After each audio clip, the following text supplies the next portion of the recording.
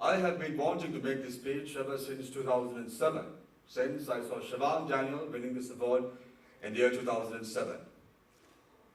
Tonight I'm addressing you all 7 years after. I'm honored, privileged to be on the list this year. It's all about dreaming. A very good evening, ladies and gentlemen. Is life a bit of roses? No, it is not. At least, not for me.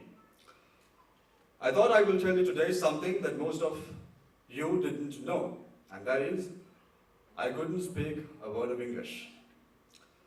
I wasn't a great academic, I did not excel in sports, I was far below average, and that is the brutal truth.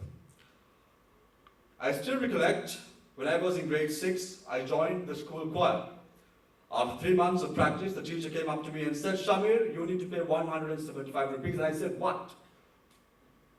She said, if you don't pay 175 rupees, you won't be inside and you will not sing in the choir. I left the premises not knowing what to do. And that day, ladies and gentlemen, was the longest and toughest bus ride back home.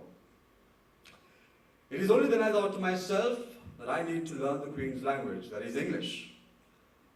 At first I thought I couldn't, but with persistence anything is possible and your dreams can become a reality. Come 2004, I joined a private media institution. I was offered a job at SFM News, and there I didn't want to be average anymore. I did not want to be someone. I wanted to be a champion. I, like all electronic media journalists, want to work for an international media organization, and I chose CNN. At first, access seemed impossible, but it's worth a try. And I tried, and I'll tell you how. I got hold of an email address. His name was Tony Maddox. Later I found out he was the senior vice president of CNN. Not one, but I sent him 2 emails a day. One night, 1 a.m. in the morning, he called me up and said, son, do me a favor. Me? Sir, anything for you. And then he tells me, stop sending me emails. I told him, sir, I wouldn't do it unless you take a look at one of my stories. Ladies and gentlemen, 2007. I was able to go to CNN, was trained with CNN for 3 months, and worked with world-class journalists. 2008, I won my first international award, and the rest is all history. I did not start walking, I started running. My father, who is here today, taught my brother, sister, and I that life comes tough, and that it does not come easy. Everything had to be earned. My sister, who is just 1 year older than me, looked after my brother and I after the demise of my mother when we were 7. My aunt Zanita Karim taught me English with the K. My brother taught me how to be strong and how to steer a ship during turbulent weather. I still continue to learn from my sister and my twin brother. Every time I went to my management with a crazy idea, they said, yes, let's do it. I would like to thank Siobhan and the chairman of the Capital Maharaja organization, Mr. Raja Mahendran, and the entire team at News First. I wouldn't certainly be here today without them. Focus, motivation, cushioning yourself with education, drive and determination, and take accountability. When you lose, say me or I. When you win, you should lose yourself with the group. Open for criticism and bring in change. Set the benchmark higher. You have to surround yourself with people who demand things from you more. Do not be with people who praise your mediocrity. Finally, ladies and gentlemen, it's all about creating a legacy.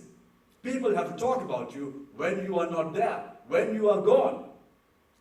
A guy who couldn't speak a word of English 13 years ago is here today as Director of English News at News First, leading a vibrant and a young team. I take great pride and humility. Every time someone tells me reach the stars, you can end up on a treetop. I tell them, if I can reach the stars, I will reach the stars. And I will do it. Do not tell me to lay on a treetop and look at the stars.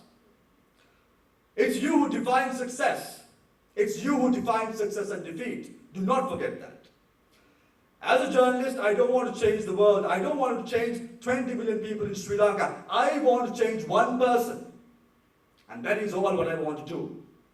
If I change one, I know I am changing the world. When I was 6, I still remember my mother called the 3 of us.